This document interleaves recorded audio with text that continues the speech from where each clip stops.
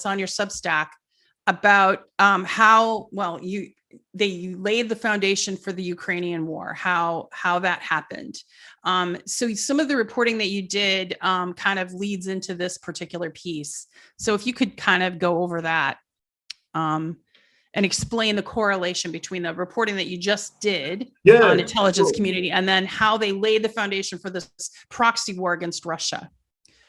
Yeah, sure. I mean, I think that I wrote that article on meddling in Ukraine because I was so beyond sick of the mainstream media, and indeed, you know, people who absorb the mainstream media, like parroting the line that, you know, this war is completely unprovoked, you know, and then acting as if Ukraine is this blemishless victim, you know, of this upholder of liberal liberal values and European civilization against this, you know, crusading orc-like barbarian at the gate. I mean, you know, it was actually at the time. It was the fact that the coup, which that's what it was in Ukraine in 2014.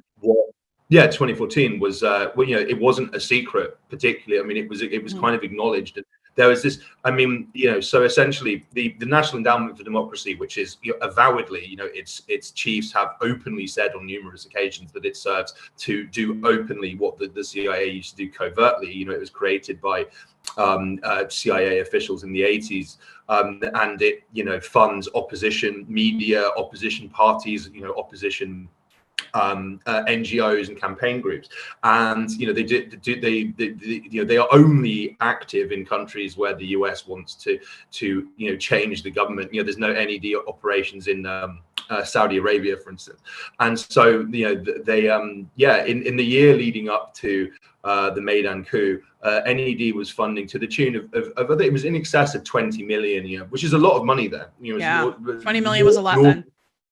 Yeah, well, I mean, in Ukraine as well, it's an enormous amount of money, and so essentially, it created a shadow political structure of opposition media, activists, etc., that could be, you know, that could be activated, as it were, to stir up unrest if the government didn't do what Washington wanted it to do.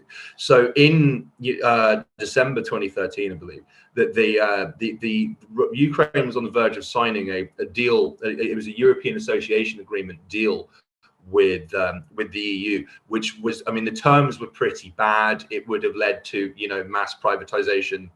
And it would have, amongst other kind of horrors, and it would have shifted Ukraine economically and politically from Russia's orbit. Now, Russia offered a far better kind of trade deal and you know, economic and political agreement, which the government accepted. I mean, and it's worth noting that the President Yankovic, like, he was not a kind of Putin puppet. Like he and Putin were not, you know, on, you know, particularly close terms. Right. And so after so I mean, in the wake of this, an enormous number of individuals and groups that were, you know, receiving NED funding, you know, started whipping up trouble.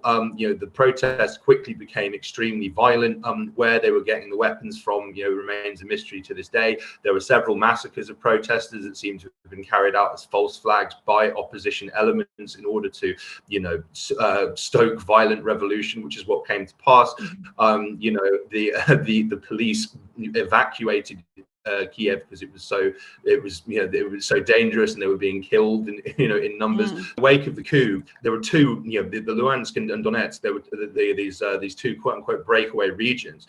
There was an enormous, you know, this is an area which comprises, you know, up to half of Ukraine's population, people who for centuries have seen themselves as Russian, or, you know, speak Russian as a first language or indeed only language, and have a, you know, kind of familial, economic, cultural ties to Russia just over the border. And so the Ukrainian government began cracking down on them brutally, and in effect, the waging of war, which led to the deaths of thousands of people, many of them innocent civilians and children.